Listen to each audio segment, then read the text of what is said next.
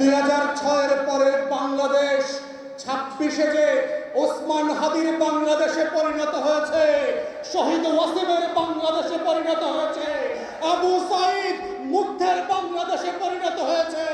আপনারা সেই নারী নক্ষত্রের খবর বুঝতে পারছেন না। আমাদের সীমান্ত প্রহরীদের দিকে তাকিয়ে দেখেন, বাংলাদেশ বদলে গেছে, কিন্তু আপনাদের খাসলত বদলায় নাই। এবং মাথায় রাখবেন, আপনাদের খাসলত যদি না বদলায়, আওয়ামী লীগেরও কিন্তু লেজ সোজা হয় নাই 17 বছরে। আমরা জানি লেজ কিভাবে সোজা করতে হয়। বাংলাদেশের মানুষকে বাধ্য করবেন না গণতান্ত্রিক সংসদীয় রাজনীতির বাইরে এসে অসুন্দর বিশৃঙ্খল রাজনীতির পথে হাঁটতে, যেটা আপনার জন্য ভালো হবে না, সরকারের জন্য ভালো হবে না, বাংলাদেশের স্বাধীনতা সার্বভৌমত্বের জন্য কোনো কল্যাণকর ঘটনা হবে না। দ্বিতীয় কথা হচ্ছে, মমতা গত কয়েকদিন আগে ইন্টারভিউতে বলেছে ভারতের স্বরাষ্ট্রমন্ত্রী অমিত শাহ নাকি জানে কাকে দিয়ে কাকে খুন করানো হয়েছে। বাংলাদেশের পররাষ্ট্র মন্ত্রণালয়কে এখনো দেখলাম না চিঠি লিখে ভারতের কাছে ব্যাখ্যা চাইবার জন্য যে মমতা এবং অমিত শাহ মিলে ওসমান হাদির হত্যাকারীদেরকে কিভাবে বাঁচানোর চেষ্টা করছে তার ব্যাখ্যা চাওয়ার ব্যাপারে। তাহলে আমরা একই জিনিস দেখেছি গত 17 বছরে। দিল্লির আধিপত্যবাদের বিরুদ্ধে চোখে চোখ রেখে যদি কথা বলা না যায়, স্বাধীন এবং আজাদির পক্ষে, ইনসাফের পক্ষে যদি আপনি দাঁড়াতে না পারেন, তাহলে তার পরিণতি কি হতে পারে। কিন্তু আমরা ধারণা করেছিলাম আপনারা শিখবেন, আপনারা লেসন লার্ন করবেন এবং জবাবদিহিতা চাইবেন। দুঃখজনক হলেও সত্য, আমাদের সংসদ এবং সংসদের বাইরে সরকারি দলের নেতারা, পররাষ্ট্র মন্ত্রণালয় এখনো এই বিষয়ে কোনো ব্যাখ্যা চায় নাই।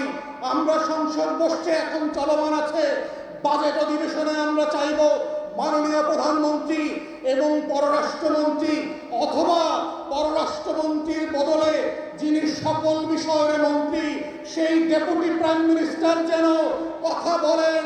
বাংলায় না পারলে সংবিধান খুঁজে বের করেন কোন ধারার বদলে মমতাকে এবং দিল্লিকে চিঠি লেখা যায়, তেমন একটা ধারা সংবিধান খুঁজে বের করতে পারলে আমরা বুঝবো আপনারা স্বাধীনতার পক্ষে সংবিধান পড়েন, আপনারা আজাদির পক্ষে সংবিধান পড়েন, আপনারা ইনসাফের পক্ষে সংবিধান পড়েন, আপনারা শহীদ ওসমান হাদির পক্ষে এই সংবিধান বোঝার চেষ্টা করছেন।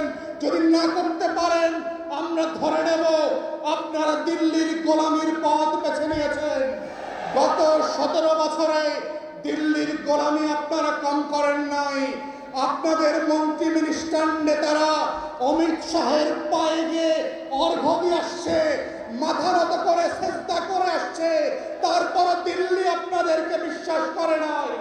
অতএব সেই অতীত থেকে যদি আপনারা না শেখেন, তাহলে বুঝতে হবে আপনারা বদলান নাই, আপনাদের খাসলত বদলায় নাই, আপনারা বাংলাদেশকে নতুন করে শাসন করতে প্রস্তুত না।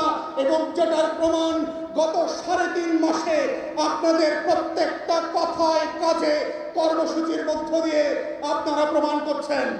আমরা দেখেছি মাননীয় প্রধানমন্ত্রী খুবই ভালো কথা বলেন না, খুবই চুপচাপ থাকেন, কিন্তু যে কথা বলছেন সেই কথাগুলোর সাথে আমরা কাজের মিল খুঁজে পেতে চাই। পুলিশের সামনে বক্তব্য দিচ্ছেন, রাজনৈতিক কারণে পুলিশকে ব্যবহার করবার কারণে আইন শৃঙ্খলা বাহিনী ভেঙে পড়েছে। সেই অনুষ্ঠানে পুলিশের ডিআইজি বক্তব্য দিচ্ছে কিভাবে ক্লাস 7 থেকে সে জাতীয়তাবাদী জিয়ার রাজনীতি করে বিশ্বাস করে। আপনি তাকে মন্দ কিছু বলেন নাই। ঢাকা বিশ্ববিদ্যালয়ে শিক্ষকদের সামনে বলছেন রাজনীতি করবার কারণে, রাজনৈতিক অ্যাপয়েন্টমেন্টের কারণে, শিক্ষক নিয়োগের কারণে আমার শিক্ষা ব্যবস্থা ভেঙে পড়েছে। সেই বিশ্ববিদ্যালয়ে আমরা দেখেছি কিভাবে আপনার ধান কাটা ভিসি চারপাশে বসেছিল আপনার অ্যাপয়েন্টেড। অতএব এই কথা কাজের অমিলের থেকে আমরা কথা কাজের মিলের রাজনীতি দেখতে চাই, এবং এই মিলের রাজনীতি হচ্ছে 2024-এর গণঅভ্যুত্থানের রাজনীতি। এটাই হচ্ছে জুলাই সনদের সংস্কার বিচারের রাজনীতি। এটাই হচ্ছে নাইম হাসান জাতীয় ক্রিকেটাররা যারা চট্টগ্রামে গুমের শিকার না হয় সেই রাজনীতি, এবং আমরা চাই সেই রাজনীতি বাংলাদেশে সফল হোক এবং সবাইকে সেই রাজনীতির পক্ষে থাকবার আহ্বান জানিয়ে আমার বক্তব্য এখানে শেষ করছি। আসসালামু আলাইকুম।